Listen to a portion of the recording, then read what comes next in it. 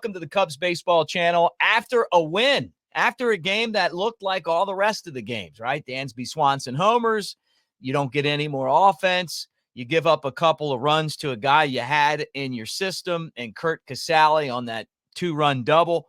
And then all of a sudden it's tied into the late innings. I call the business end of the game, 8th and 9th, and the Cubs break it open. Michael Busch just missed a home run, and then everybody got a hit after that. Peppered the ball. I mean, put it where no one was standing, and they beat the Giants at Wrigley Field in a nice win for the Cubs, 5-2. I thought they were a little conservative on the bases in that 8th inning. I probably, once I had the lead, would have just tried to go for the jugular. But, it's a tough job coaching third base. I like Willie Harris. I don't think it's his fault that the Cubs win or lose. I think he does a good job. So, he's there on the action. I think if I was there, though, I would stay aggressive. It doesn't bother me that much when you get thrown out at home. It bothers me more when you get left standing at third. And with the way that this team's hit in the clutch with runners in scoring position, I'm taking chances. And unfortunately, all the chances, it feels like lately, haven't worked out for the Cubs. But the 8th inning, you wonder if the last couple of nights are a sign that the Cubs are starting to thaw out offensively, right? 2 nights ago, it was a devastating loss, but they, were able to come back. Ian Happ had the big 3-run homer. The bats, where they were quiet against the starter, as what seems to be every night thing now, but they got to the Giants bullpen, and then they did it again yesterday in that win. And I'm wondering, what I like to see is guys that it's not all home runs. It's guys putting hits together, one after another after another. Busch didn't get the home run, but then, Bellinger comes and drives him in. And then, the Suzuki gets a hit, Happ gets a hit. Like, you want to see that happen where it's not just one swing. It's actually putting together a good and fierce rally where you're just putting the ball in play and you're getting hits and you're building confidence. So that was a good thing. Let's talk about the game. Justin Steele was fantastic. Again, he's starting to look like Justin Steele again for the Cubs. I think that's a great sign. The starting pitching's been fantastic. And I wasn't going to really talk about Kyle Hendricks now, but I feel like this is the transition in that same category. I mean, Assad has been great. Steele has been great. Tyone has been the guy that you thought that he could be. He's been great. Shota, all-star. He's been amazing. And then there's Kyle Hendricks. And that's why today's game is so interesting to me, because I'm trying to figure out if Hendricks has figured it out, right? Has he figured it out? Like the 10 innings where he hasn't gotten hit hard, that when he makes mistakes and he leaves them over the plate, he gets absolutely clubbed because he just doesn't throw hard enough. And it's like batting practice for these guys. When he misses up in the zone, he misses in the zone. Sometimes he even makes good pitches and they get him because, he's bat speed to these guys, right? But with that said, when he's mixing his pitches up, when he's changing speeds, when he's setting up batters, he's so smart. He can get outs, and we saw that. The Cubs need him to get locked and loaded and take care of business today against the Giants. I've always felt like it's harder to pitch during the day than it is at night. And I feel like partly because of the lighting. I mean, you get perfect lighting when the sun's out, right? When you're under the lights, you get shadows. It's a little bit tougher to see. The ball carries different depending on the day and the night, obviously the winds and how that happens as well. So we'll find out today what Kyle Hendricks the Cubs have when he takes on the Giants. And that's, of course, a 120 game. So again, you wonder if, and I'm going back to this, you just wonder if yesterday's game and then the day before that, is excruciating of a loss as that was, are we seeing the offense start to thaw out? Because that could help a whole lot. Remember, at the beginning of the year, the same guys scored a ton of runs. So maybe if they can get back to doing that, this season won't go down the pot, because it feels like it's right there again to, or this. And I've said it before. I thought the Dansby Swanson home run was really significant because he's the leader of this team. He's the guy that I think is going to get them back on track. He did it last year when they were struggling. He was the guy that kind of led them through and believed that the team could win.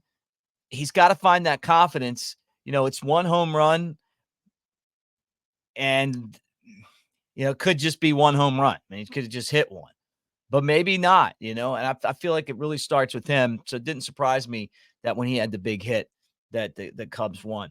All right. Yesterday that Mike Tauchman was placed on the IL with a left groin strain. You're talking about 4 weeks without Mike Tauchman at least.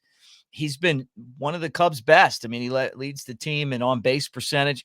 We're going to see more Pete Crow Armstrong. When they made the move to replace Tauchman, they didn't bring up Alexander Canario. That's what I thought they would do, but they didn't. They brought up Miles Masterboni. So they got Miles Masterboni back in the big leagues again. He can play some outfield. He can play some infield. I wouldn't say he's great at any position, but he's not bad at any of them either. I mean, he can hold his own at shortstop at a day at a time.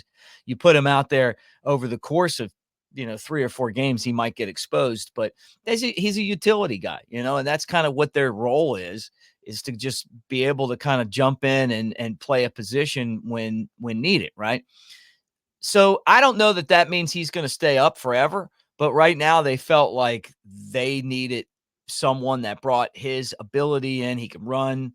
Obviously he's a left-handed batter. So, Mike Tauchman out for a while. I think that hurts the Cubs. I like the way that he's been playing. I mean, he wins you over with basically the fact that the guy is just a dirtbag, and that's a compliment. His uniform's always dirty. He's always figuring out a way on base. He's trying to steal bases. He's going to take the extra bag. So we'll miss him as he heals. But those groin injuries are a real thing, and if you don't rest them and you get back out there, it never heals. So you can turn a month, 4 weeks into 3 months, if you don't take care of that thing and let it rest. And it just takes time to heal those injuries.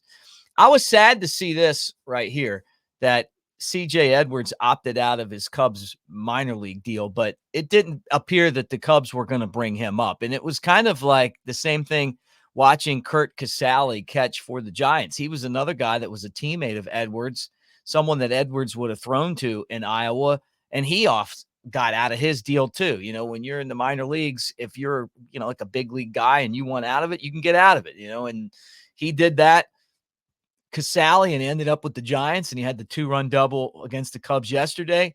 I feel like Casali, I mean, he's not a great hitter, but I feel like you get more from him than you do a Maya. The Cubs obviously disagreed, and that's why they didn't try to save him.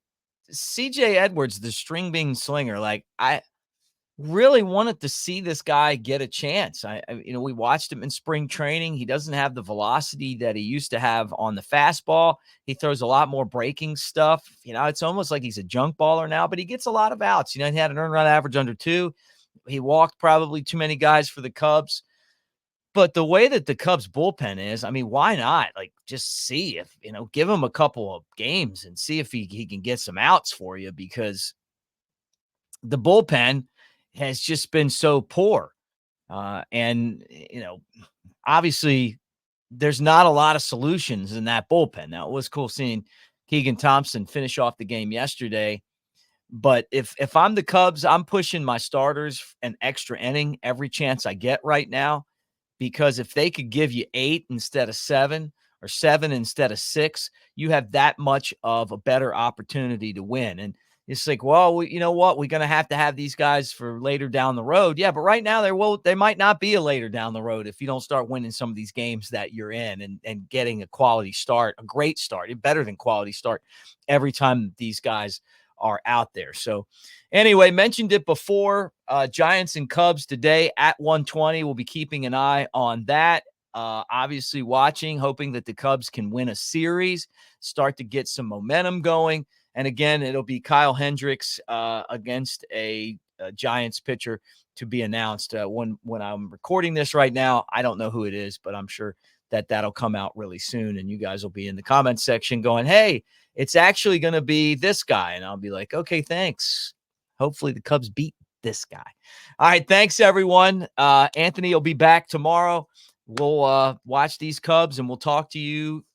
And if something breaks, we'll be back on here as well. And there's one thing I want to talk about too. Let me finish the show with this.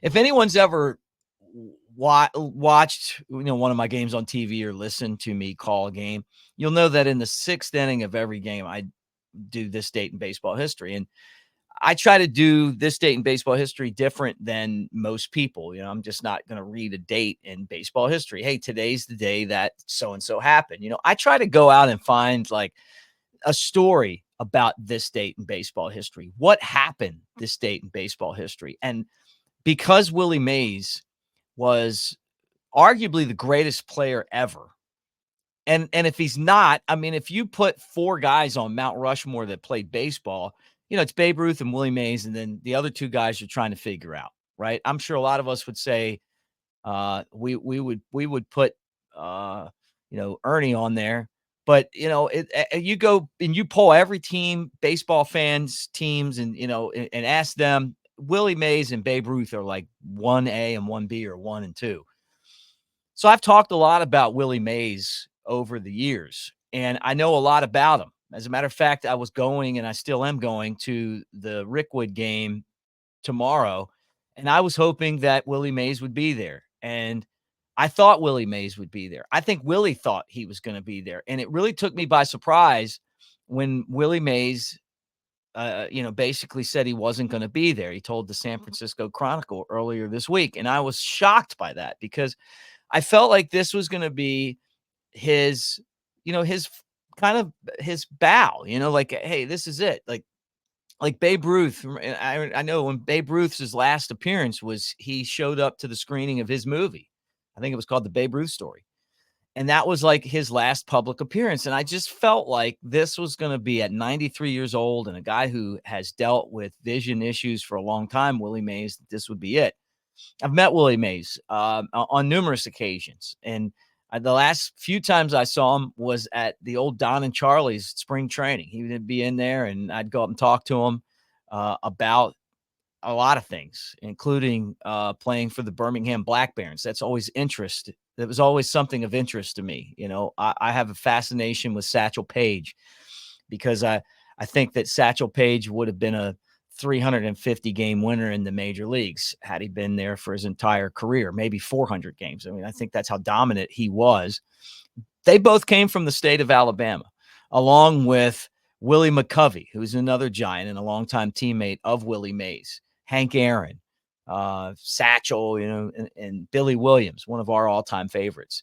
A bunch of other players came from the state, but it's so weird to think of like that iconic connection that you have where you have the home run king, you have maybe the greatest player of all time, and then sweet swinging Billy Williams, all from the same state of Alabama. And I absolutely thought it was a brilliant idea by Major League Baseball to fix Rickwood Field, where the exact field, the exact stadium that the Birmingham Black Barons played with Willie Mays, and have a game there with the Giants. Now, the only thing that I thought Major League Baseball did that was wrong was they had the Cardinals instead of the Cubs. I think that it should have been the Giants and the Cubs. One more game at Rickwood Field, just because that would have been just a little more special for me, selfishly. But the Willie Mays died yesterday.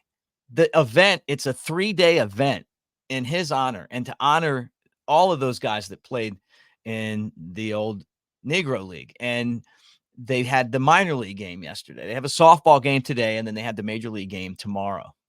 But Willie Mays was amazing. I talked to him about his time in the minor leagues and in the Negro leagues. And one of the best stories that I can tell you guys about Willie Mays and that date in baseball history is that there's one date in baseball history where Willie Mays signed with the Giants, and he went to a place called Hagerstown, Maryland. And that was to meet his team that was playing in Hagerstown, Maryland. And when he got there, they wouldn't let him stay in the same hotel as the rest of the team. Yeah, because he was black, right? And so he had to go stay somewhere else. Well, his teammates climbed into the hotel window to be there for him.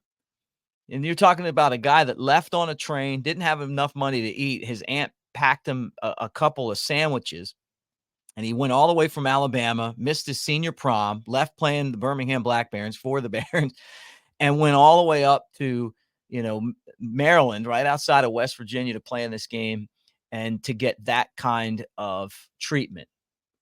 And it was worse. He was like the first black player to ever play in that league.